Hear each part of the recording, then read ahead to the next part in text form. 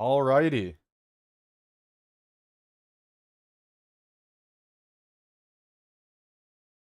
It has been roughly 6 days since the last live stream.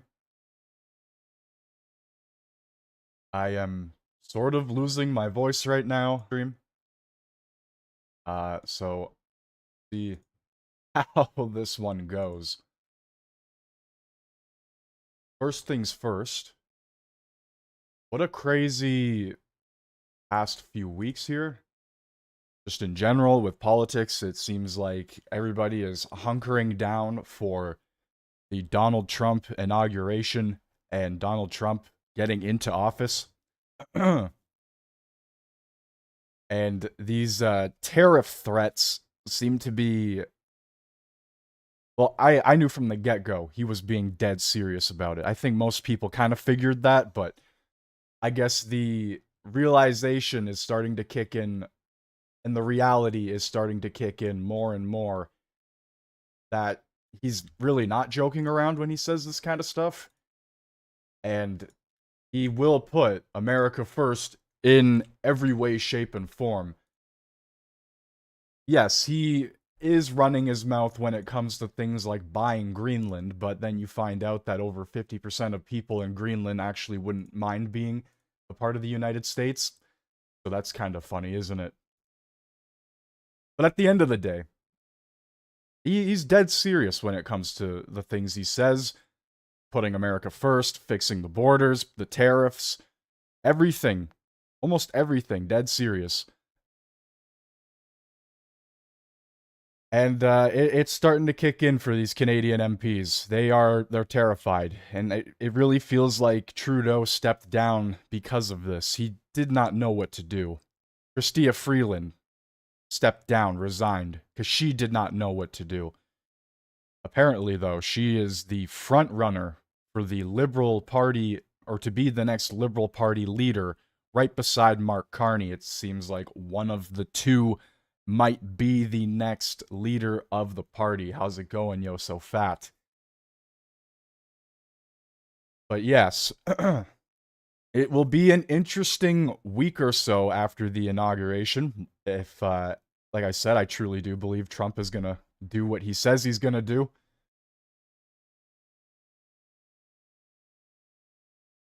But I guess we'll see what happens. There's a lot of reasons Trudeau resigned and stepped down. I do believe a part of it, not 100%, but a part of it is most likely Trump. I do not think Trudeau has the guts, the balls, or anything to go up against a second term with this guy, and he's most likely terrified of him. But at the same time, the writing has been on the wall for the past 10 years. Trudeau is an absolute failure of a person, a leader. He has literally dug Canada into a, not a 6 foot deep grave, but what feels like a 20 to 20 feet or more deep grave. Like we are in the pit.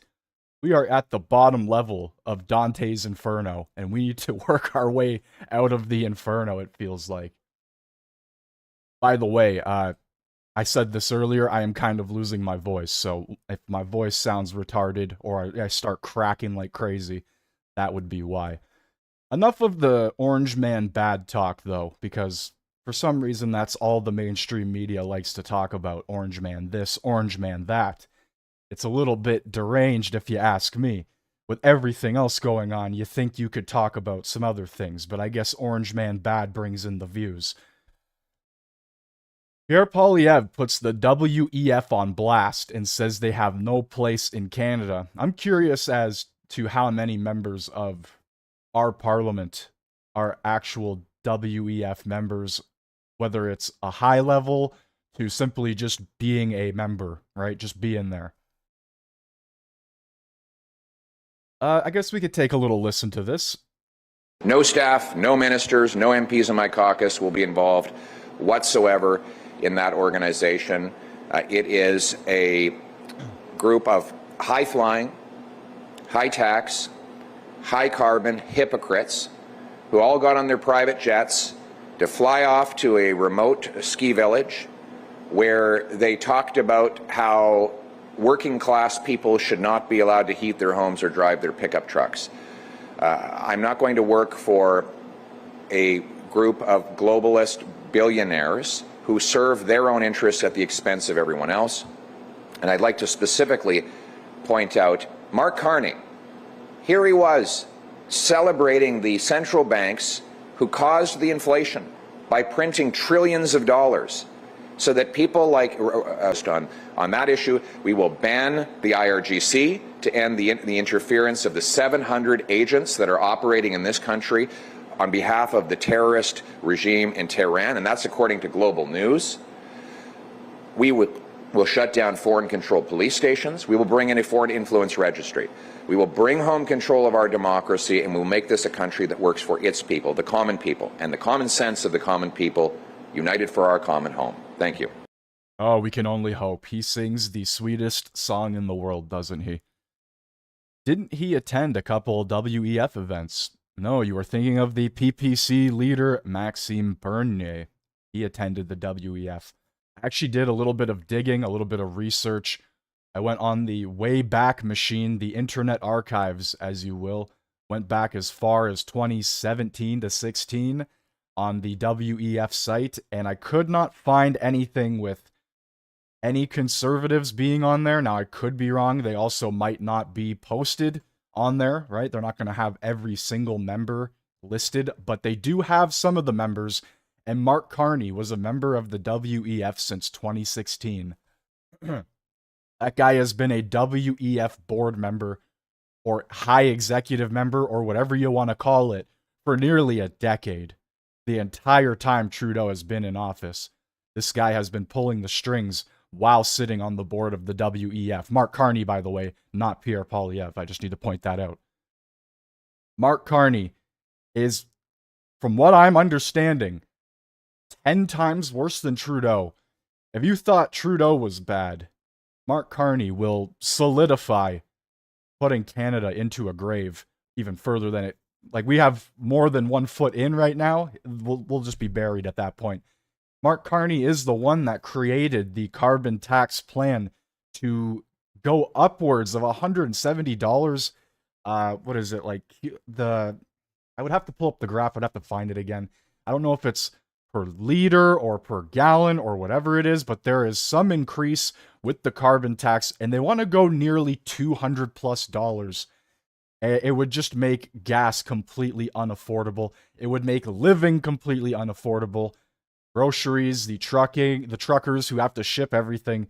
I could not imagine paying for diesel. Diesel's already more expensive than it ever has been. Gas as well, but usually diesel is cheaper. And that's a bad sign when it's more expensive. Carney, he is carbon social credit czar. Yeah, he's bad news. He's bad news bears. Some interesting stuff here. I don't know which Randy has decided to announce that they will be seeking re-election as the member of parliament in Edmonton Centre.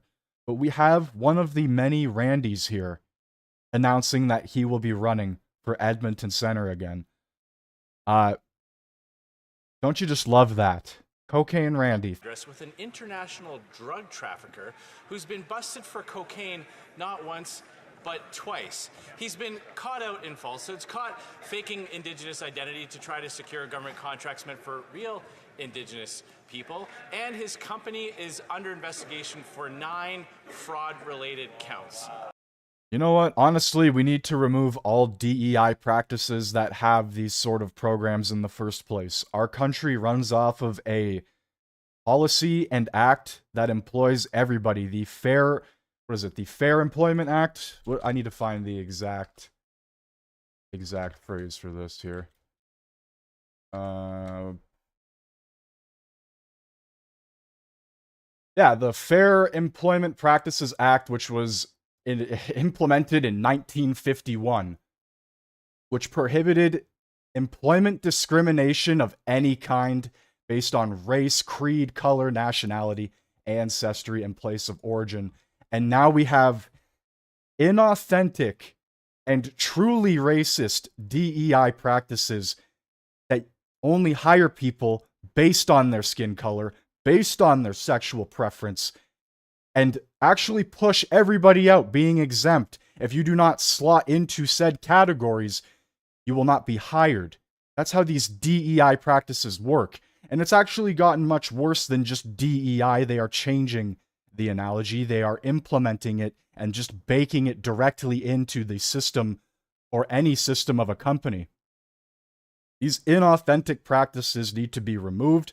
We already had a system in Canada where you could be fairly employed no matter who you were. And now we have a system being implemented, and that is not just implemented, it is deep in the roots of our country, that only hires people based on the way you look or who you fuck, which is bloody insane in my opinion.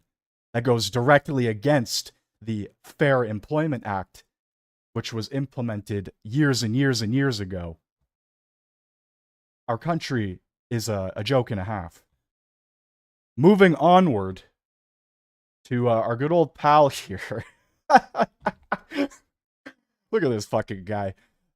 Before I play this clip, I just want to point out that, Doug Ford is best friends with Chrystia Freeland. A new government as they come in, or the new prime minister, whoever that might be. Do you prefer Chrystia Freeland, who's a good friend of yours, or Dominic LeBlanc, who's another good friend of yours? Yeah, they're both really good people. I'm going to leave that up. Oh, they're both really good people. I just want you guys to remember that. I know that's something we went over a week or so ago, but whenever I see Doug Ford, I can't help but think of that now. The very woman who backed Trudeau and stood beside him the entire way, Doug Ford sits there and goes, yeah, I'm best friends with her. She's a good person. Yeah, bullshit. Bullshit. She's a good person. Oh, yeah, okay, buddy. Anyway, Doug Ford's trying to combat all of the Trump tariff response threats or whatever, and he's responding with the Canada is not for sale hat. Well, first of all, I'll talk about the hat that I'm wearing. You don't see me in the hats too much, but this is about everyday Canadians standing up for their country. This is a company called, it's Emma and Liam, I'm sorry? Jack Pine, that's it. Jack Pine, they sent it over, so I want to thank Liam and Emma, but this is an example of how we need to unite, and we cannot let President Trump divide us. He'll be being sworn in a week, and then he's going to lay the tariffs on Canada. He's going to try to devastate our country. He's going to try to divide our country, and we cannot have division in our country. I understand that all around the country, everyone has their concerns, their jurisdictions from coast to coast to coast, but there's one thing that's more important than jurisdictions, is standing up for the country. Country comes first over anything, and we're going to continue to fight against these tariffs, and we're going to use every tool in our toolbox to make sure that happens. This guy loves talking about the tools in his toolbox, but never explains what those tools are or what he's actually going to do. Hold on. Already somewhat divided. There are premiers here today who said nothing should be off the table. Others who don't want energy or hydro or oil or gas or critical minerals on the table. You guys can't even do a joint news conference at the end of the day. So aren't you already divided?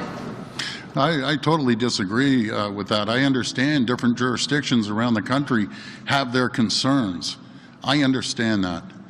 But nothing is more important than standing united.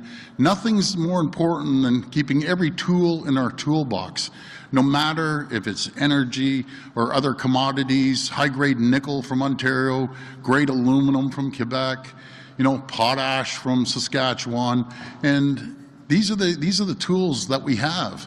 You don't negotiate through weakness, you negotiate through strength.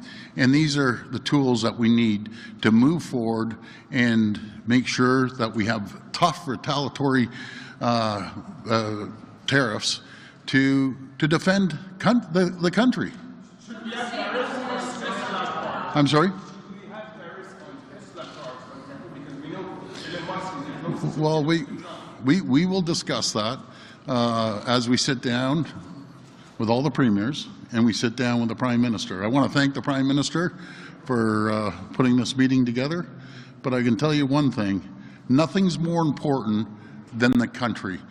And when we're defending the country, we don't roll over. You're in a card game, you don't show your opposition your cards. If you have some aces, you hold on to those aces. But it's all part of negotiation tactics that President Trump wants to devastate Canada. He wants to devastate Canada through economic sanctions and tariffs. That's unacceptable. And I can tell President Trump that every American I speak to, and I speak to endless Americans, don't agree. No Yeah, what kind of Americans do you speak to, though? That's the real question. matter if they're Republican or Democrat, we can build a strong... Whether they're Republican or Democrat. There's a lot of infighting going on over in the States right now. It seems like the Republicans can't even all get on the same page. And the Democrats obviously aren't going to back anything the Republicans, including Trump, says at all. So I don't know where he's getting this information from. Amcan fortress, as I've always been saying, be the strongest, the wealthiest, and the safest countries in the world. But we need to work together. We can't be attacking each other. Thank you. One more question. Hold on 1 second. Go ahead. I thought he was going to walk away. Yes.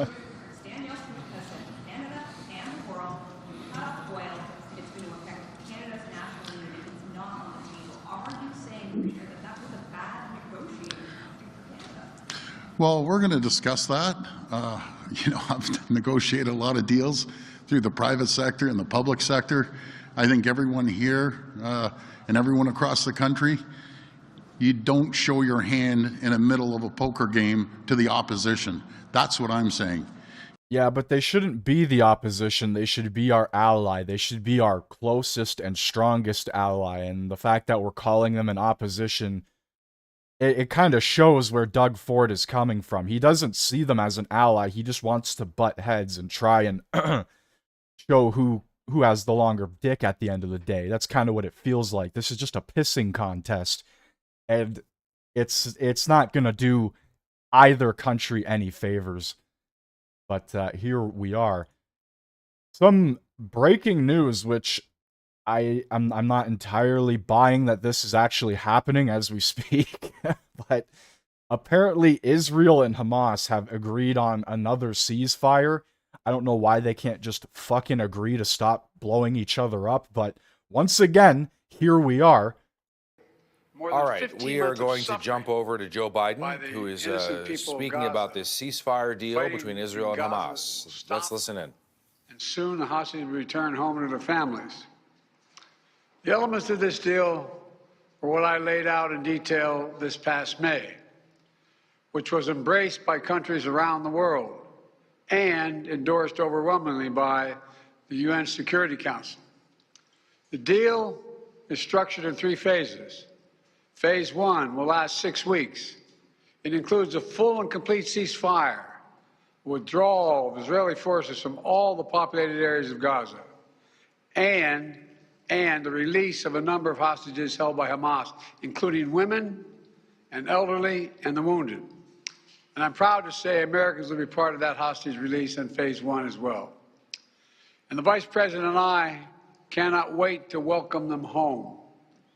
In exchange, Israel released hundreds of Palestinian prisoners. And during Phase 1, the Palestinians can also return to their neighborhoods in all the areas of Gaza. And the surge of humanitarian assistance into Gaza will begin. And the innocent people can have a greater access to these vital supplies.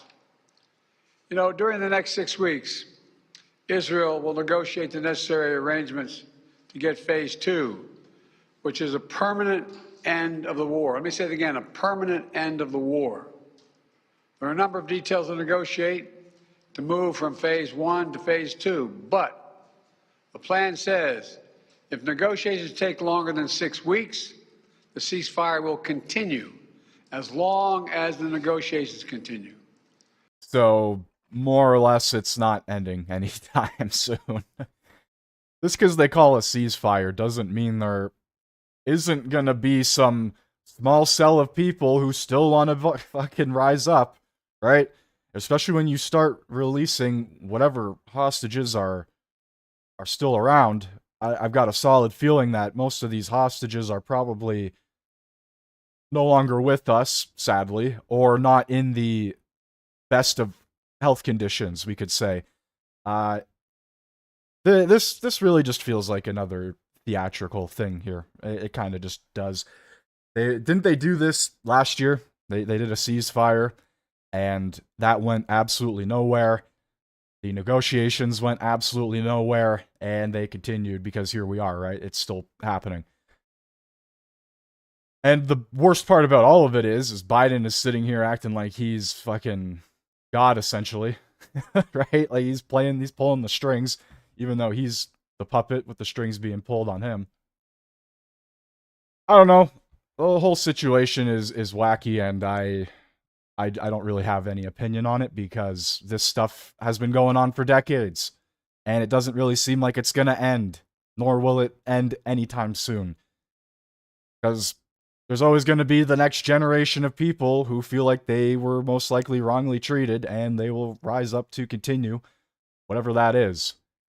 Whether it's a Hamas 3.0 or Al Qaeda 5.0, whatever the hell, right? So, I don't know, man. I don't know. The disaster over there. That's one thing I do know. Speaking of disasters, yesterday, the ministers met in Ottawa with everybody's favorite man of the hour. One of these people that met with him would be Doug Ford. So let's take a listen to. I'm starting to think that Doug Ford and Trudeau might share that $9 million bathtub in the sky together. Excellent. Bonjour tout le monde. Bienvenue à cette rencontre des premiers ministres ici. Been at a number of them.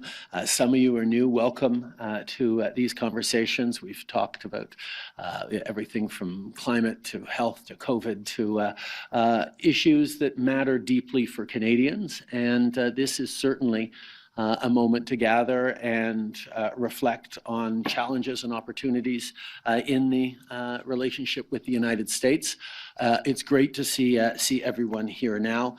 Thank you for coming together. This is important, obviously, for us to do the work to pull together, but it's also an important moment for Canadians to see us coming together to deal with the most important relationship.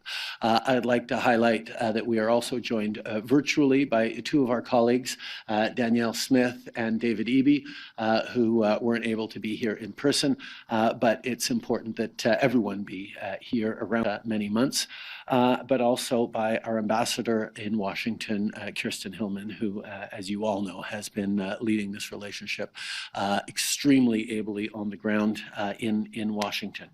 I also bring the regards of the National Indigenous Organizations. I sat down with the leadership of First Nations, Inuit, and Métis earlier this morning to get their perspective, to talk about the need for all of us across this country to be standing up in the best interests of Canadians and looking to deepen and advance the most important relationship, international relationship we have with the United States. Avec une nouvelle administration américaine. My God, that was more us than I think I've ever heard before. It was actually every other word. Il y a des opportunités et des défis. Donc, ça va être have two main economic. Our First Ministers meeting today will have two main themes. The first one we're going to cover is opportunities for increased and deepened partnership with the United States. The second theme this afternoon and after lunch will be our response to possible tariffs. Il y a deux thèmes de notre conversation aujourd'hui. Tout d'abord, les ministres ont dit et comment. On the opportunities for partnership, there's a number of different things. First of all, on borders, Dominic is going to present to you all the different elements of our massive border plan. It features three main issues. First of all, the joint fight against illegal drugs, particularly fentanyl. We have been working on this for a number of years, but there are a number of measures that we're going to be able to step up on and do more on. That's extremely important to the incoming administration. It actually is one of the key elements that they expressed most concern about. So that's the first part of the borders issue. La deuxième partie sur nos frontières, c'est de maintenir et de renforcer. This is getting harder and harder to listen to as he continues. He just speaks the whole time. All right, we're going to skip ahead a little bit here to our good pal, Doug Ford, everybody's absolute favorite. Yeah, roll up our sleeves and get into it. Turning to you, Doug. Well, thank you so much, Prime Minister, and thank you for calling this meeting. I want to acknowledge our great group of premiers. I always say this is the greatest group of premiers I've ever seen, from right across the country, from coast to coast to coast, but all different political stripes. And also want to acknowledge the ambassador and the great ministers. And I know Minister LeBlanc had an opportunity to come by yesterday. We had a great discussion on border security. I look forward to seeing it being well, it was a phenomenal plan. Now we have to implement that phenomenal plan and have our minister, or your minister, I should say, get out there and Trudeau just exposed Doug Ford right there in real time. He said it was a phenomenal plan. That's what you just heard Trudeau say. And then Doug Ford goes back on it because he's in the public eye. My fucking God. Could you not be any more of a two-faced snake? Security, I look forward to seeing it being well, it was a phenomenal plan. Now we have to implement that phenomenal plan and have our minister, or your minister, I should say, get out there and explain that to the people. Prime Minister, you also mentioned about NATO meeting our 2%. It was a phenomenal plan, but we have to see if it works. I have to give a shout out to Premier Wab Kinew. He's leading the charge on that. There you are, Wab. Absolute champion when it comes to that. So thank you for your leadership on that file. We also need to learn more about where the government's retaliatory tariffs. I'm a strong believer in retaliatory tariffs. You can't let someone hit you over the head with a sledgehammer without hitting them back twice as hard, in my opinion. We're also eager to learn more about other considerations that we can hit back beyond the tariffs. And lastly, we need to hear from the federal government about how quickly and effectively the support comes to workers and businesses. We shouldn't be doing anything right now. We should be focusing on getting this loser out of that chair, getting him completely out of our parliamentary system, getting somebody else in there, and starting with that individual, who, for right now, it's most likely going to be Pierre. But that's what we should be focusing on. We shouldn't be creating all of these new policies and ideas and all of this bullshit while government is prorogued. Right? We're like, the entire parliament has been shut down until the end of March. We're just sitting here waiting. We should be focusing on getting things rolling again. They should be getting the ball moving. Not doing these half-assed, whatever the hell meetings you want to call them. Like, what are we doing here? Nothing's really going to change unless dumbass gets out of office. And we're still sitting here, like Doug Ford's buddying up beside Trudeau, calling his plans phenomenal. My God. Phenomenal, Doug Ford. You call the last 10 years phenomenal? Holy shite. Here we are again. Another not the same First Minister's meeting, but a different one.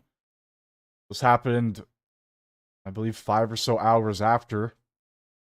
But look at right there. Once again, best buddies sitting beside each other. Bon après-midi tout le monde. Hello everyone. Thank you for being here today.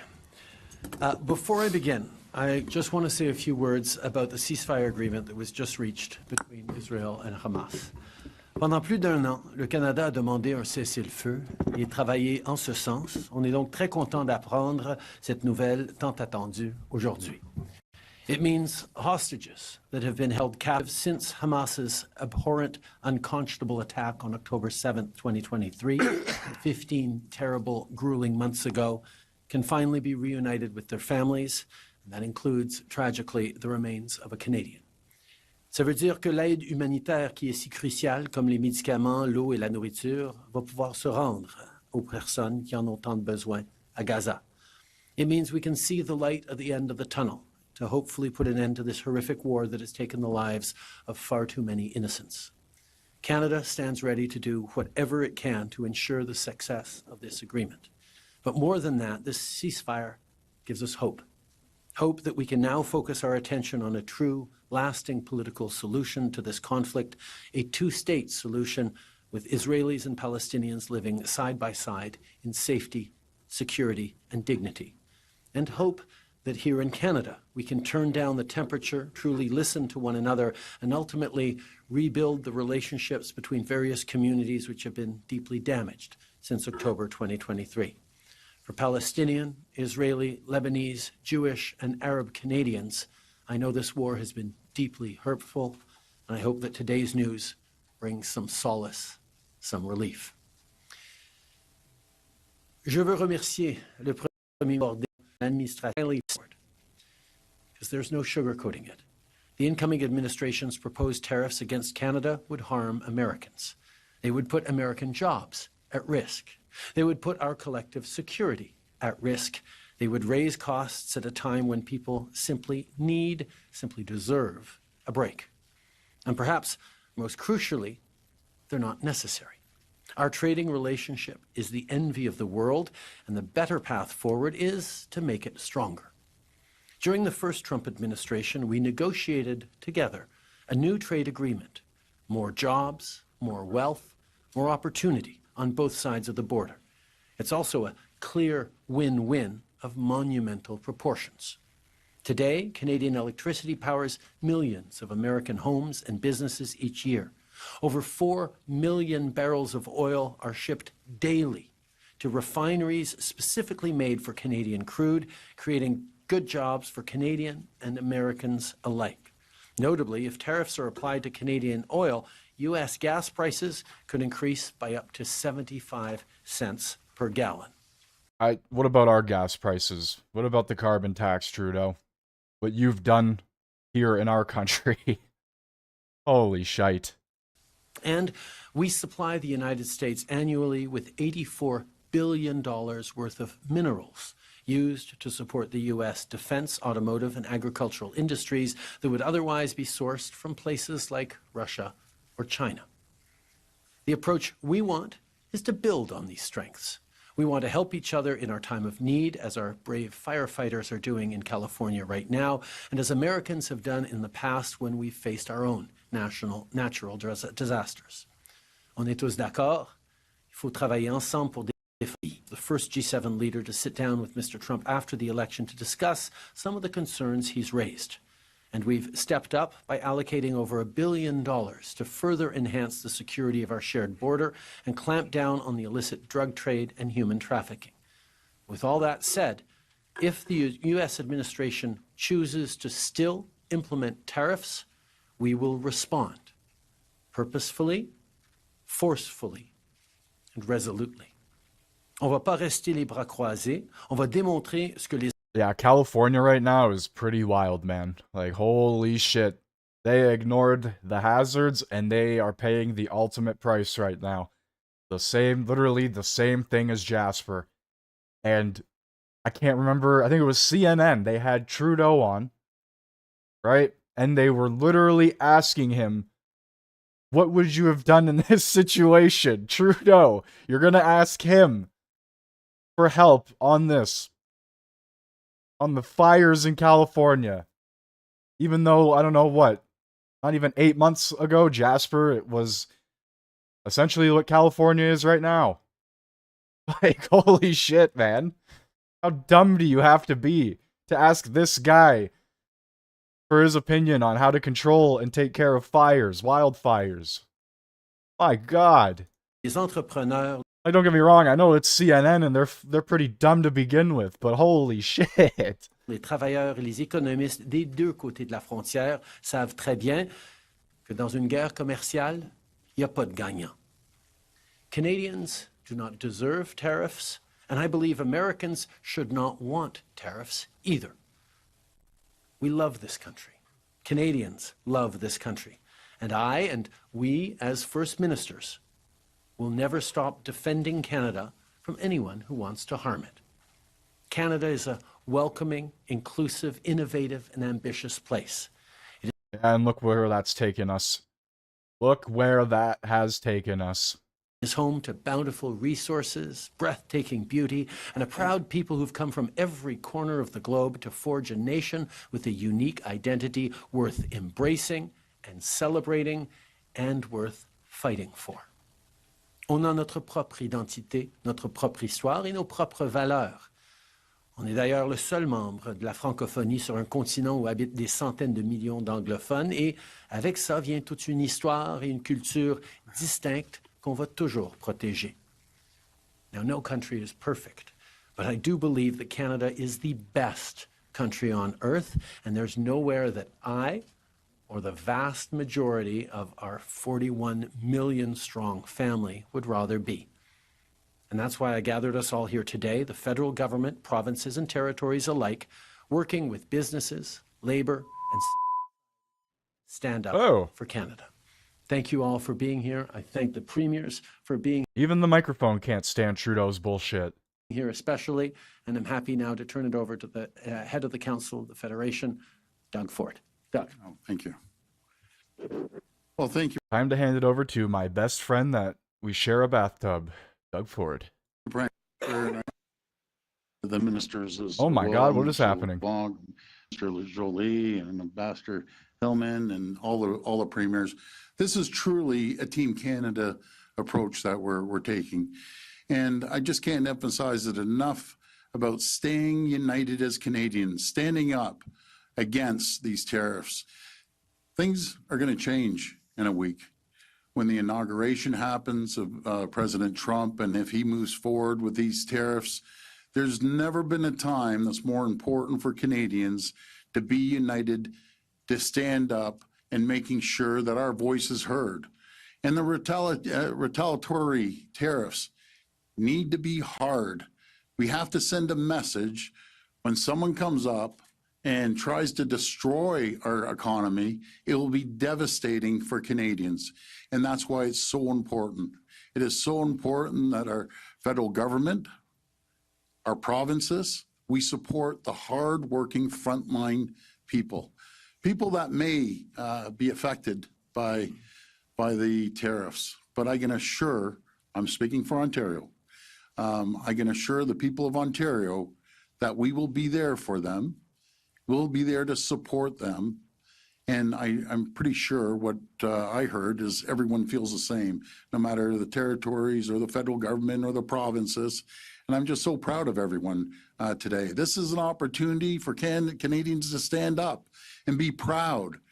Even when it comes down to going into your local retailer, look at the back of the label. If it doesn't say Made in Canada, pick the can beside it that does say Made in Canada. And that goes to our retailers, a message to all our retailers, all the grocery retailers, other retailers. Start onshoring goods to Canada. Start looking at Made in Canada. If we get hit by... Well, we could have more Made in Canada, but we, for some reason, continue to ship everything over to China because it's cheaper and they have a certain labor type over there that, you know, you don't have to really pay much or really pay at all. And let's just say it's a lot cheaper. Doesn't mean it's good, doesn't mean it's better, doesn't mean we should be doing it.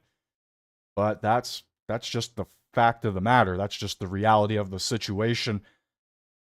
As much as we would love to have more things here in Canada, built in Canada, you would have to talk to the person sitting beside you there, Doug, who has essentially propped up every other country but our own and has put us into an unimaginable debt. A debt further than any Canadian could have thought of over a year and a half ago. If you would have asked somebody, what do you think our debt's going to be in a year, in 2025, roughly? What do you think? They probably would not say over 60 billion.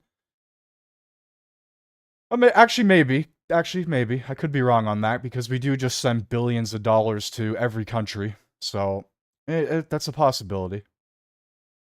But at the end of the day, nothing will change until the idiotic drama teacher leaves that seat. And instead of just calling for his resignation, they should have called for an election.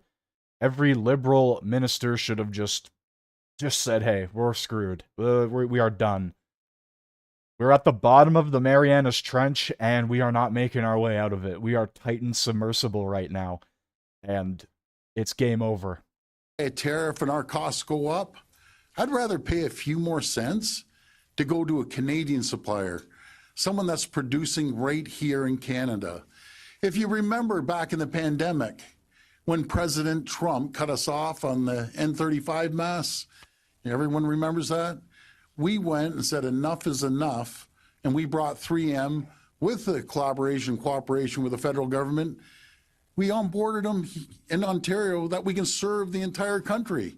We should never be reliant on anyone. We're the greatest country in the world. We're an economic powerhouse. There's nothing that we cannot build collectively across. Is an economic powerhouse? Should an economic powerhouse be this far in debt, if that's an actual truth? If we were this massive powerhouse to be reckoned with? I don't think so.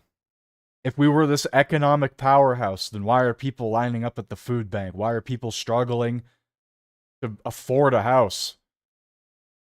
I mean, Christ, everything, literally everything has more than doubled. More than doubled. There's a list you can go on the government website, and it shows the history of all the prices of pretty much everything, from ribeye steaks to, I don't know, cheese. Literally everything. You could see every year, I was about to say every decade, every year, and every amount that said item is worth, and it just continues to go up and up and up. Steaks were like $20, $25, like a good one, and now they're probably upwards of $50 for a fucking steak. Like, holy shit, man. Even like something like ribs, or basic things like chicken, poultry of any kind. These are all things you can just go onto the government site and see. Our great country.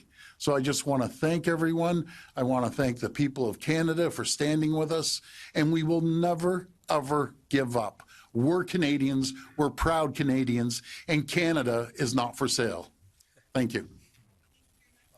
We'll now begin the question period. Oh, look, hold on, guys. Look at this facial expression after he stopped speaking, and look at this facial expression. One more time. Ever give up. We're Canadians, we're proud Canadians, and Canada is not for sale. Thank you. He even shakes his head, and he's smiling the whole time. He's Trudeau's grilling Doug Ford. There's something weird going on there, guys. There's something weird going on there. We'll now begin the question period. 30 minutes of questions. One question, one follow-up. He looks like he does not want to be there at all. I'm sure none of them realistically do, but Ford specifically looks like he's trying to keep a poker face, and it's not working. Question. Bonjour, Fanny Olivier de Radio-Canada. Ma première question est pour vous, Monsieur Trudeau. J'aimerais savoir, êtes-vous prêt à agir sur le prix du pétrole pour dissuader Donald Trump, même si ça implique d'aller contre la volonté de certaines provinces comme l'Alberta et la Saskatchewan? On a eu une présence sur contre-agir à travers ils veulent, c'est possible. We had an excellent conversation today. From around the table with passionate Canadians who are proud to represent very different regions of the country, but who are all united on one thing, which is we will stand up for Canada. We will protect Canadians. We will make sure that we are there to show what this country is made of. At the same time, we've also agreed that no one region of the country should disproportionately bear the burden of standing up for all other Canadians. We have made it very clear that everything is on the table as potential responses, but we've also been very, very clear that it has to be fair across the country. If the American administration moves forward with its plans on tariffs, it will first and foremost hurt American citizens and American consumers, but it'll also hurt Canadians. And Canadians need to stand together to make sure we're there for each other, particularly those who may be carrying a heavier load than others because of what the American administration might do. Et pour vous, Monsieur Legault, vous avez dit ce matin que toutes les options de l'énergie, êtes-vous Mr. Predecessor the opportunity to be able to deal with the situation with the Americans sooner, and for the premiers as well. Ms. Smith, I don't know if you're here, but Mr. Moe, do you think Mr. Trudeau's lame duck status makes the Canada's ability to negotiate with the Americans more difficult? The experience Canada had in renegotiating NAFTA in the first Trump administration demonstrated that when we stand together united, promoting Canada's interests, we can do very well, even against a larger trading partner. And that is the focus we have right now. Yes, the Liberal Party is having discussions about its next leader. But right now, our entire focus, and the ministers with me, and indeed all the premiers, is on making sure that we're protecting Canadians every step of the way. That's the job I was elected to do back in 2021, and that's the job I will continue to do until the day at which I am no longer doing it. But right My God, can that day come sooner? now, my entire focus is on standing up for Canada and protecting Canadians. He essentially just admitted that his resignation was a big fat lie. That's what he just said right there. I don't know if you guys caught that or not. I'll play it one more time. That's the job I was elected to do back in 2021, and that's the job I will continue to do until the day at which I am no longer doing it.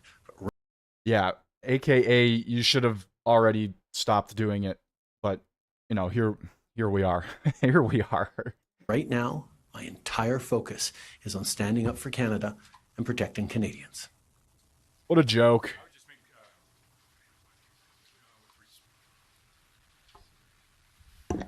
Saskatchewan's been silenced again. Oh my God, that was really weird timing. With respect to, at times, we are going to have differences in policy, whether that be at the subnational level between premiers up here, whether it be through from different provinces with the federal government. And I've never made any secret with respect to where we have differed on policy with the federal Liberal government and the Prime Minister at times, and been very open with Saskatchewan's position on those policies. Maybe that's why I probably could exclude myself today from entering the Liberal leadership race over the course of the next while. That, and I'm not bilingual. But more broadly, and I would say, thank you to Premier Ford and to the Prime Minister for coming together here today to have a very different discussion about those policies where we might not agree, but to have a discussion on how we move forward on what is a very significant challenge, not only to the folks that live in Saskatchewan, but to all Canadians. And there are points in this where, we may have disagreements, but Canadians can be thankful that their 13 premiers, the Prime Minister, and a few federal ministers are coming together, not only to hash out and work through what those differences. That's supposed to be your job. We're not supposed to sit here and kiss your ass and say, oh my God, thank you for doing what you're supposed to fucking do in the first place. You absolute mongoloid. Holy shit. This guy expects us to sit here and clap like a bunch of seals because they got together and did their job. Oh my God, guys. Can we get a round of applause for the dumbass leader of Saskatchewan?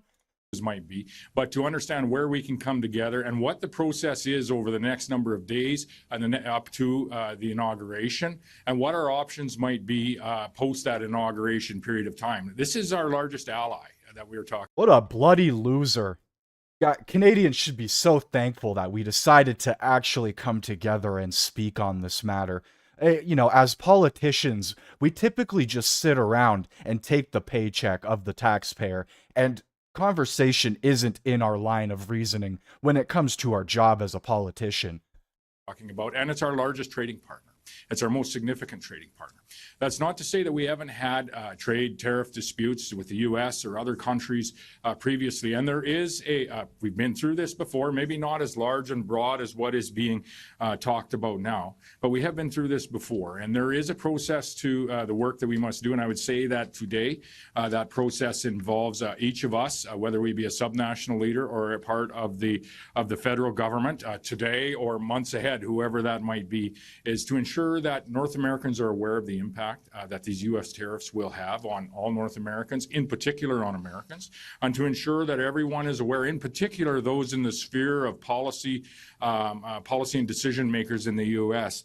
are aware of the advantages that we have with the integration of the North American economy and the threat that any type of tariffs, whether they be north or south of the border, bring to our energy security, our food security, the manufacturing security that we have. It's provided, and that value is added on both sides of the border, and we need to double down on our efforts in engaging on those fronts. There's agreement at this table on all of those points, and so we may have policy disagreements from time to time, but there's things that we agree on, and there's times when we do have to come together to represent what is in the best interest of all Canadians, and we in Saskatchewan, we continue to be Canadians. Mr. Trudeau, do you plan on running in the next election? And if you don't, what are you going to do when you're not Prime Minister anymore? First of all, I want to thank Scott for that answer. It's rare I get such support, but no, I do have to say that particularly those who've been around. Oh, sorry, I'm endangering your political fortunes by thanking you publicly. I do want to say that Scott and Doug and a number of the folks who've been around a while have been extraordinarily invaluable in these conversations, in this Team Canada approach. There's always a lot of politics going on around this country, but to know when to step up in the Canadian national interest and to know that that's what Canadians want to see is really is to the credit of everyone around this table. In terms of my own decisions, I will not be running in the upcoming election. As to what I might be doing later, I honestly haven't had much time to think about that at all. Nobody cares what you're going to do later. Just please get out of office. Just leave. For the love of God. For the love of everything that is good in this country, which is starting to become very little. Just leave. By the way, this background is looking very, very Chinese communist-esque. I don't know about you guys. The red with the little bit of yellow up here. I know once you zoom out, it's a different story, but they're not really doing themselves any favors here with this fucking red and yellow background. Is really is to the credit of everyone around this table. In terms of my own decisions, I will not be running in the upcoming election. As to what I might be doing later, I honestly haven't had much time to think about that at all. I am entirely focused on doing the job that Canadians elected me to do in an extraordinarily pivotal time right now. The U.S. inauguration and the weeks that follow are something that is of deep, deep importance to Canadians, and we are entirely focused on that as a team. Thank you, Prime Minister. Next question. Hi, Kat Tunney from CBC. A question for Premier Ford as chair. Just looking for a vibe check. Do you agree? A vibe check? What are we doing here? What are we doing here? This isn't a vibe session, okay? How much do you agree or disagree with the government's plan to address the tariffs? And should we read into the fact that Premier Smith is not here as a sign that you're not all on the same page? Well, first of all, I think we're united in a message. If we had our choice, we'd have no tariffs. I've been out there promoting two great countries. We'd be the strongest country, the richest country, the safest country in the entire world. I believe in shipping, in our case, more great nickel, world-class nickel down there. I believe that we should be sending more energy, more electricity. Sorry, but when you have someone that's attacking our country, trying to take livelihoods off people, I'm going to fight like you've never seen before. So that's what I believe in. Sorry, I'm choking away here. Go ahead. Well, if there are any dissenting views, I'm happy to, or interested in hearing those as well. My next question is for, or did you want to continue? I will point out that Danielle did join us for the conversation and contributed significantly. She was unable to make it for the press conference. David. Okay, I don't know what's going on with the feed here, but it is starting to have itself a day. Anyway, I think we can more or less get the point of what's going on here. So I'm going to move forward to our next little thing here. I don't really care about what CTV News has to say. I more care about this chart that they have here. This is kind of interesting. The preferred successor to Justin Trudeau among Liberal voters. They really think that Freeland is a good choice. Right beside Carney. I find that kind of funny. I watched a clip yesterday of The Daily Show with whoever the hell it was the host, and Mark Carney was on The Daily Show. And a lot of the comments on that specific video said that people are excited for Mark Carney and that they would prefer Mark Carney over Trudeau to be the next Liberal leader. So, literally, nothing has changed for some of these Liberal voters. They still believe that this party is doing the right thing. They still believe... I'm going to find this daily... Let's take a look. Daily Show... Mark Carney should pop up. Should be the first one right here. Yep. Comes here. Plot this down here briefly. I'll delete that one. If we take a scroll down here. Where are these comments? Globe and Affairs. Yeah, people talking about Canada not wanting to be the 51st state. I'd pay to watch Mark Carney debate Poilievre.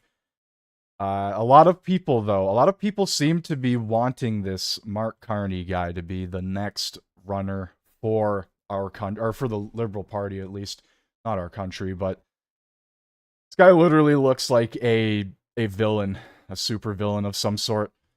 All right, I got a clip here of O'Leary and this CBC reporter. I guess they briefly get into it at some point, like they get into a little bit of a heated argument over the Trump-Canada tariffs. So I figured we'd watch a little bit of this. Then Poilievre did a live speech about an hour or two ago, so we'll probably watch that as well.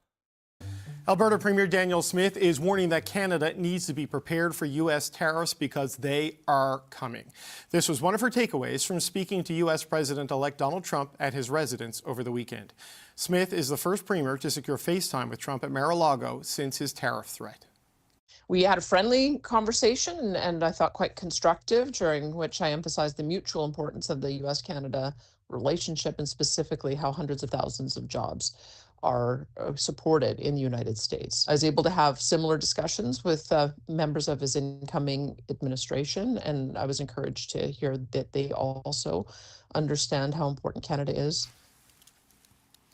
Premier Smith was there as a guest of Canadian businessman Kevin O'Leary, who recently expressed support for the idea of an economic union between Canada and the United States. With the countdown to Trump's inauguration exactly 1 week away, how serious are Trump's threats? Kevin O'Leary is the chairman of O'Leary Ventures, and he joins me now. Kevin O'Leary, welcome to Power and Politics. Good to see you, sir. Thank you very much. I wonder if you can give us some insight into Donald Trump's endgame here with his tariff threat. Do you think he wants tariffs for tariff's sake, or is this a threat to seek concessions in other areas? What's so important about understanding how Donald Trump works is to realize that there are two elements to his narrative. Number one, there's the noise, and then there's the signal. And you have to learn how to distinguish the noise from the signal, because he says bombastic things, outrageous things, and causes a tremendous amount of controversy. And all of this is policy by social media right now. He knows he enjoys that all around the world. However, when you focus on the signal, that is where the opportunity is. And I think where Canadians are getting lost in this narrative, because we're in a unique situation, we're leaderless. And so we have all of these barbs being thrown back and forth across the border. That's all noise.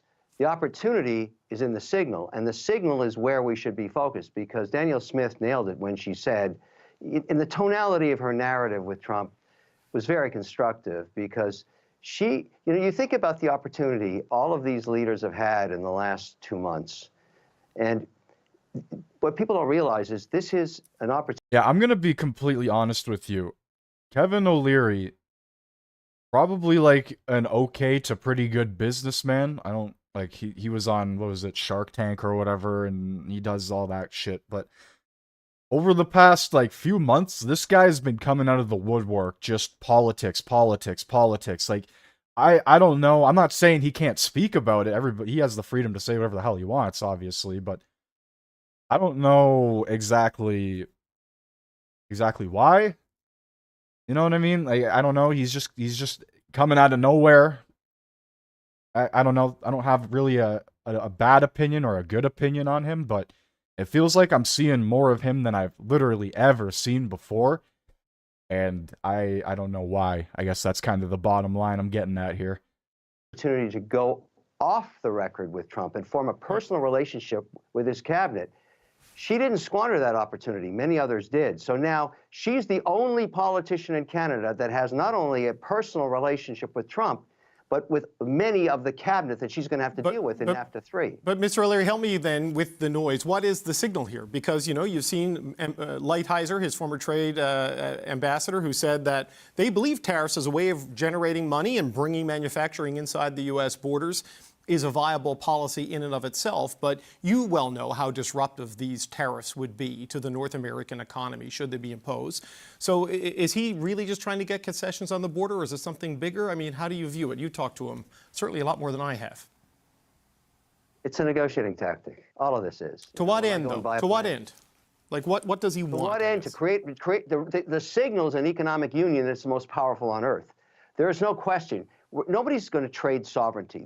No one's going to sell Canada. No one wants to be sold. Nobody wants to give up their sovereignty, either do Americans. But the opportunity, for example, to create a common currency, which makes a lot of sense, I guarantee you now, 11 out of 10 Canadians would rather trade their Trudeau pesos for U.S. dollars tonight. Number one. And all of the commodities we sell globally are denominated in U.S. dollars anyways. That's number one. And of course, we'd need a couple of seats on the Fed, and we'd have to interact with the Bank of Canada with the Fed. But that's a giant economic union. Then there's the opportunity to eradicate all tariffs, not just North and South, but East and West. We have all kinds of stupid tariffs in Canada between provinces, notably the milk deal that Alberta pays for Quebec farmers to produce dairy products that they throw out. Vermont's pretty pissed off about that. And they'd like to see those go away, and they'd like to compete. So that's an opportunity. And then there's the creation of an EU-style uni-passport, which controls immigration. It would be very good for Canada, because if you're a Canadian citizen in good standing with a Canadian passport, or an American in the same situation, both countries has veto power. But if you get approved, you have the ability to move freely between both jurisdictions and pay one tax rate.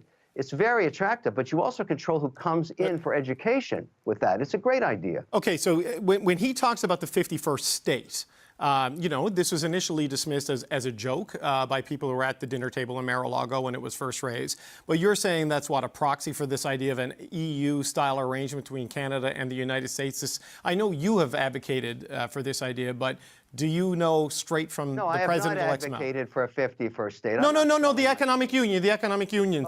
Yes. Absolutely. I mean, you do have a quote where you say make the border disappear, but you mean regulatory-wise, not in a sovereignty way. Is that what I'm understanding your point here? That I'd rather Canadian dollars be spent on protecting the North and American dollars, because I'm worried about the Chinese more than anybody in Canada, it seems. Right. They don't listen. I think that's a huge threat. The Russians as well. And I think that's what we get to do when we create an economic union. We want to protect it, the sovereignty of our energy, the sovereignty of our beliefs.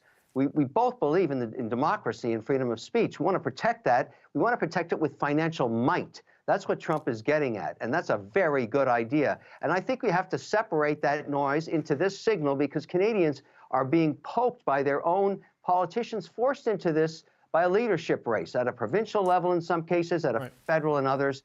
And I asked Trump personally, and I don't know if this fell on deaf ears, to say, look, why not give Canada a break so they can elect a leader like you were elected with a 4-year majority mandate, Let them do the same thing and then negotiate with that team. But this that would be a lot more productive. This idea of the economic union, as you've described it, have you heard that directly from the president-elect himself, or is this your interpretation? Is this the signal you are pulling from all that noise? Or has he laid it out to you that this is really what he's talking about here? No, I'm pulling it from all. I'm pulling from all that signal. I know he wants that pipeline. How do you get that? You need Daniel Smith. You need Alberta. You need to build. Is it just me, or does an economic union kind of sound like a European union in a sense? Like, I don't think I like that idea. It almost sounds a bit communist. I don't know. Like, we need to be united in our funding. I don't know. Something about like sharing funds to defend all of. I don't know. There's something off about that. I don't know. That might just be me personally. That in cooperation with Canada. That gives total independence and security to the U.S. economy, and it brings in another $300 to $400 billion into Canada. Who doesn't want to do that? The only guy I know that doesn't want that is Gerald Butts, and I think we've had enough of him. Well, I mean, like, Jerry Butts has been out of government for a long time, so I mean, he's. Oh, wait a second. Wait, that's not true. Well, it is. I mean, no, he works with Ian Bremmer now. Let me correct you. When there was a majority mandate by Trudeau, and he had it in the first mandate, Butts put all the policy in place. Sure. Daniel Smith had to litigate that policy in October 2023 to get me to bring back $70 billion into Canada. Okay. Gerald Butts is the antichrist of Canada. Oh, okay. Well, look, you know, Mr. Butts is a private citizen now. He's not in public life. He does not control the government. He hasn't been since. So anyway, but I want to move on. Wait a second. Isn't he backing the Liberal leadership right now? Didn't I hear Carney is going to bring him in behind him? Well, that's an unholy union. Okay. All right. Well, look, I wonder if to pick up on this CBC reporter is like shitting his pants right now. He doesn't even know what to say. Holy, he walked himself into that one big time. Something Daniel Smith said today, because you are a fan of the Alberta Premier. She came away from this meeting with President Trump. I'm not sure exactly how long it lasted, but she feels a tariff hit of some sort is inevitable next week. Is that your view of it? From having spoken to the president-elect? I don't think anybody knows what's going to happen next week. If you were to say to me, this is number one on Trump's agenda to tariff Canada, I would say that's not the case. These moves are going to come through after he's president. Everything we've seen so far is on a personal basis at his home.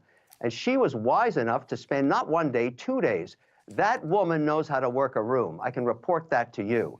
She's very smart at that. And my goodness, she scored a lot of points with a lot of different people in the cabinet. Right, but the situation still is, Mr. O'Leary.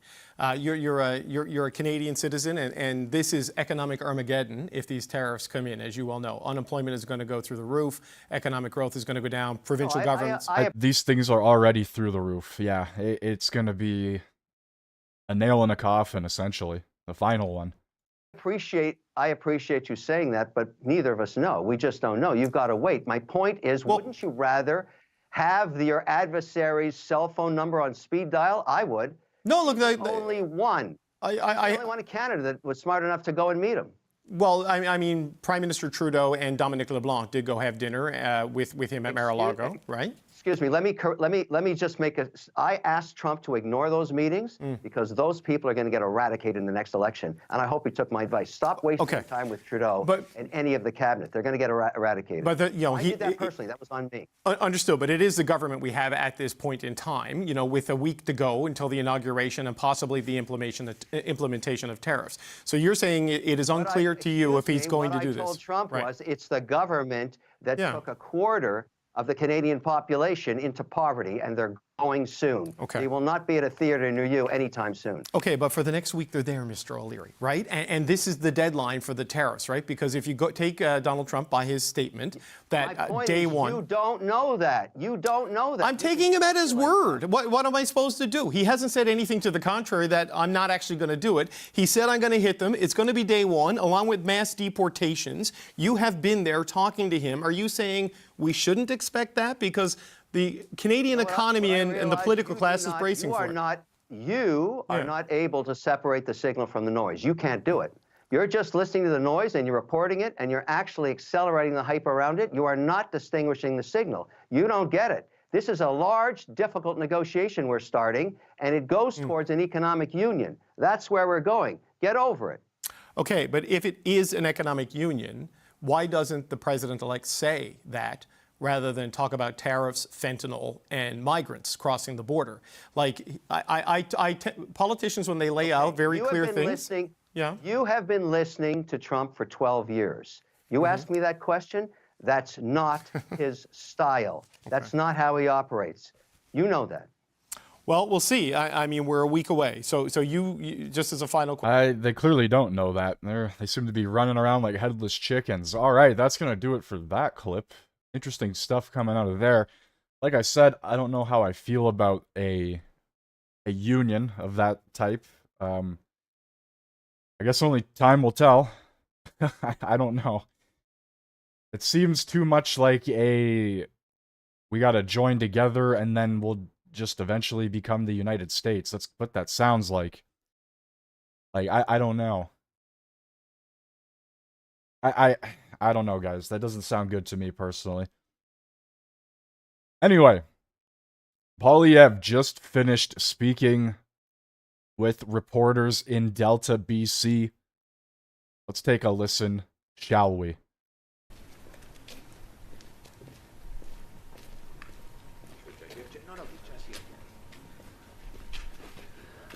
Bonjour tout le monde, merci d'être là.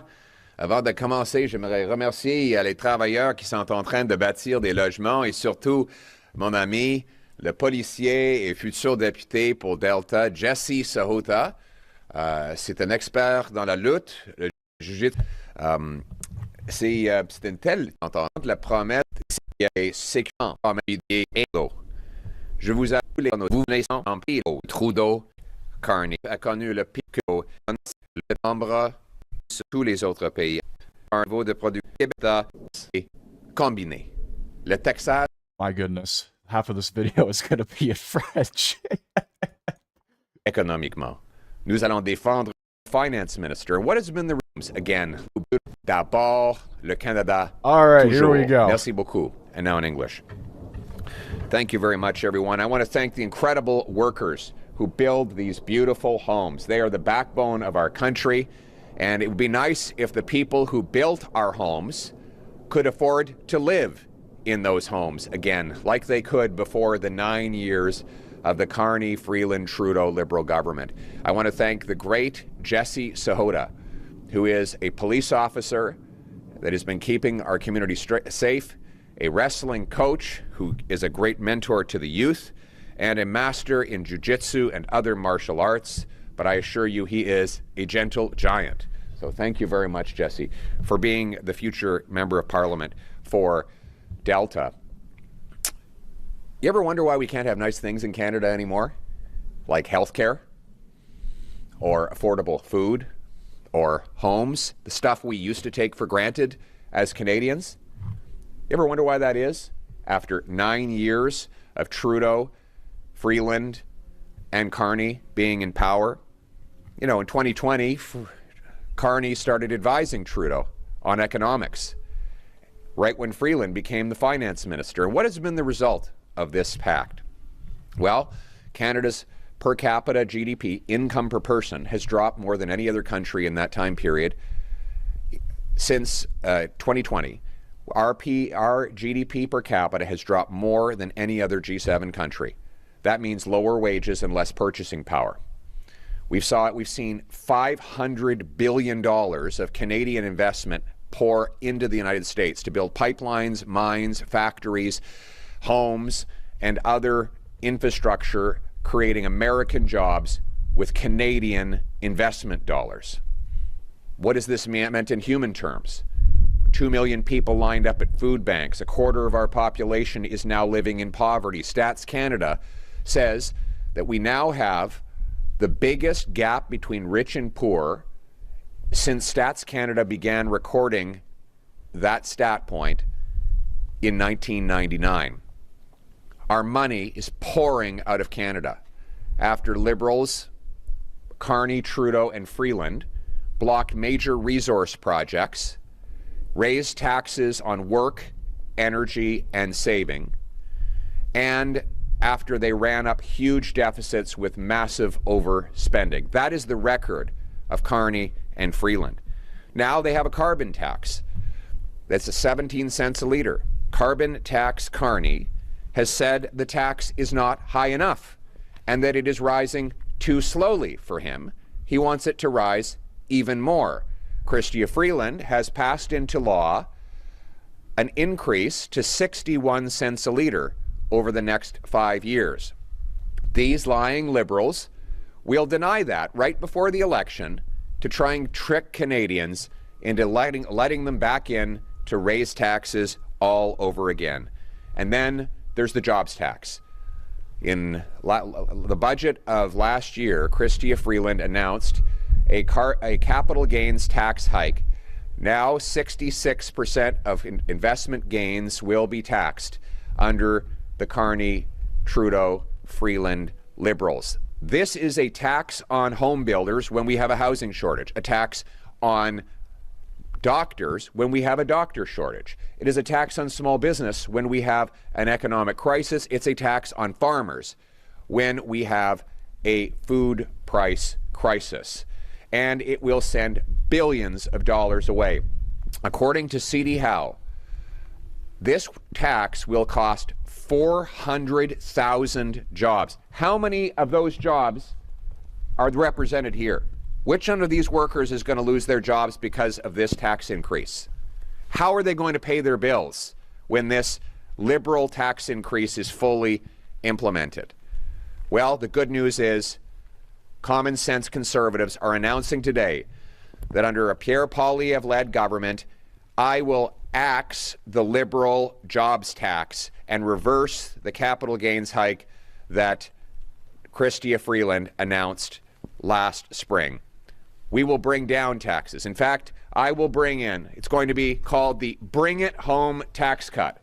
It will reduce taxes on work, investment, making stuff, building homes, and energy so that we can bring home more powerful paychecks and production to Canada.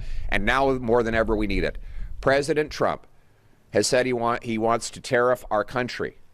We cannot afford economically destructive Liberal taxes that will drive even more business and jobs out of our country. We need to stand strong. My message to President Trump is this: Canada will never be the 51st state, and not only that, the free ride is over. The era of Liberal tax increases and anti-development policies that have driven $500 billion of our money south of the border is over. I will be cutting taxes, removing red tape, and unleashing free enterprise to bring home hundreds of billions of dollars of production and paychecks to this country. We will be a fierce free enterprise economy that delivers powerful paychecks to our people, that will allow anyone from anywhere to achieve anything, that guarantees that hard work gets you a powerful paycheck that buys affordable food and homes in safe neighborhoods. That is how we bring it home for Canada. That is how we put Canada first. Canada first, Canada last, Canada always. Let's bring it home. Thank you. We'll now take questions from the floor. Canada last. Hopefully not. Hello, my name's Yvette Brand. I'm from CBC. Could I ask that you also answer in French for my colleagues who... Yes, of course. Thank you very much. Oui, merci. Yeah. You could be Prime Minister within a few months in this country. Would you be willing to impose export tax or restrictions on Canadian oil? Because you'll be dealing with Trump's threats of tariffs. This would put pressure on the Trump administration. Or is this off the table for you as it is for Danielle Smith in Alberta? Well, first of all, I think that the first thing that President Trump should do when he gets into the Oval Office is to send a big bouquet of flowers to the Liberal government in Ottawa. By blocking pipelines and LNG plants in Canada, the Liberals have forced Canadians to sell almost all of our energy to the United States, giving President Trump massive leverage in making these tariff threats. Had they allowed the Energy East and Northern Gateway pipelines to go ahead, had they rapidly approved LNG plants to sell the natural gas that Japan, Greece, Germany, and other countries were looking for us to sell them directly, we wouldn't have to give 100%, almost 100%, of our hydrocarbons to the Americans at discount prices, and you wouldn't have had to ask me that question. Because I would have answered, in that scenario, I would have answered, we'll go around the Americans. We'll sell our energy directly. But that's something that the Liberals would not let us do. Freeland supported killing the Energy East pipeline, which would have moved 1 million barrels of Western oil to the St. John refinery and off to Europe, by the way, which would have helped defund Putin. Carney testified in the industry committee that he was against the Northern Gateway pipeline to take Canadian oil to Asia without going through the United States. By the way, while his company buys pipelines in the Middle East and in Brazil. How unpatriotic is that? So, frankly, the Liberals have got us in this mess by making us beholden to the Americans and giving them, the Americans, our energy at massive price discounts, selling our oil for $15 typically below the market rate, and selling them natural gas for $4 per million metric British thermal units when they're going for $13 in Europe. What the hell are we doing? My God. My God. $4. What? At $15 under market value. What the wow. Talk about just pure stupidity. Hey guys, we have all these fantastic resources to sell off. Why don't we just fucking give it away for free at that point? Why don't we just say, hey guys, come over and grab all of our stuff. Just come. Might as well at that point. That is economic sadomasochism. And I will put an end to it. When I'm Prime Minister, we will repeal the anti-energy law C-69. We will rapidly approve LNG plants and any other private sector unsubsidized investments to expand our ability to sell our energy without going through the Americans. And I will unite our people. We see right now that not only have the Liberals weakened our economy, now they're resorting to dividing our people. Divide and conquer. Right when the president is threatening us with tariffs, what is the first thing the Liberal Party of Freeland and Carney think to do? Divide Canadians. Divide our provinces. We don't need to be divided. We need to be united. All provinces, all Canadians. Let's put Canada first. Thank you. En français.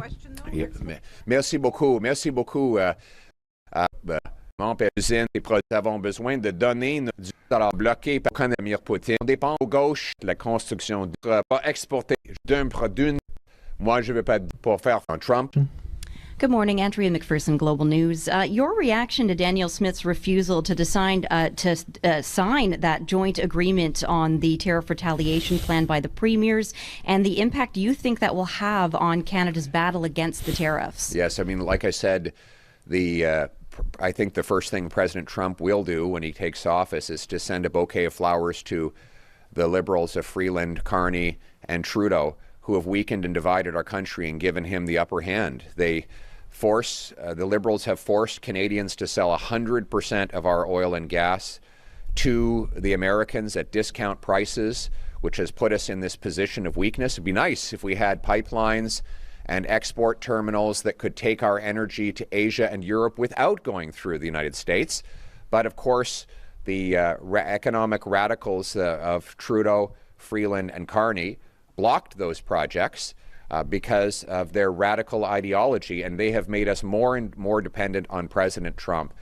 And my approach will be exactly the opposite. I will quickly approve energy projects to send our energy to the rest of the world without relying on Americans, and we will make our country more self-reliant and independent. I will also unite our country. The Liberals are trying to divide one province against another, Canadian against Canadian, right at our moment of maximum vulnerability. This is because we do not have a functional federal government. So we have effectively 10 different foreign affairs ministers, one from each province, trying to fight separately. If we had a carbon tax election now, we could elect a strong, stable, national majority government that would stand up for all Canadians, all industries, in all provinces, and that's what we need to do. En français. Merci beaucoup. Thank you. Next question. Hi, Monica Gould with City News. Barring any last-minute changes, TikTok is set to be banned in the U.S. this weekend. I'm curious what your thoughts are on a ban, and if you were to form government, if that is something you would pursue because of the national security concerns. It's a good question. I've already ordered all of our Conservative MPs, senators, and our staff to stay away from TikTok altogether, stop using it because it risks infiltration and espionage and manipulation by the hostile regime in Beijing. I'll be following the decision in the United States very carefully. I don't have anything to announce right now, but it's a very good question and we'll be following it. Thank you. En français. Merci beaucoup, madame. Do you With the final question. Thank you, Brenna Owen, Canadian Press. So just to clarify, do you support including oil and gas in any retaliatory tariffs? We don't import almost any oil and gas from the Americans, at least raw oil and gas. We mostly export it. So I'm not sure I understand your question when you say tariffs on American oil and gas. We don't import very much. Unfortunately, what we do is we send them our raw materials. They send it back refined. We don't have the value-added jobs in Canada, and that's because our very high taxes and heavy red tape have made it impossible for us to expand our industrial base and to make ourselves more self-reliant. But what I will do is axe the Liberal jobs tax, and I should mention, I forgot to mention this in my remarks, I will also be slashing corporate welfare. That's the subsidies and the handouts we give to big businesses so that we can use those savings to make sure that getting rid of this tax hike does not add to our deficit. I've committed to a dollar-for-dollar principle. Every time I spend a dollar or lose a dollar in tax revenues, I will find the savings so that we reduce the deficit. Et je vais répéter ça en français. Je vais couper la BS corporatif.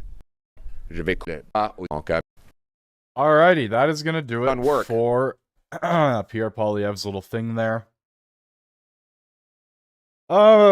He is just promising the world, isn't he? He is promising literally everything. I need to, save this video, write down every single thing he has promised, because he is going to become the next prime minister, most likely.